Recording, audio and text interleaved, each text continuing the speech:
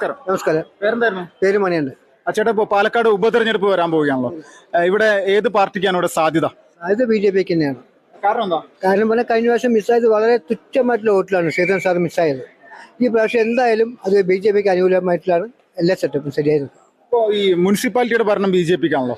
നിലവിൽ സംതൃപ്തരാണോ?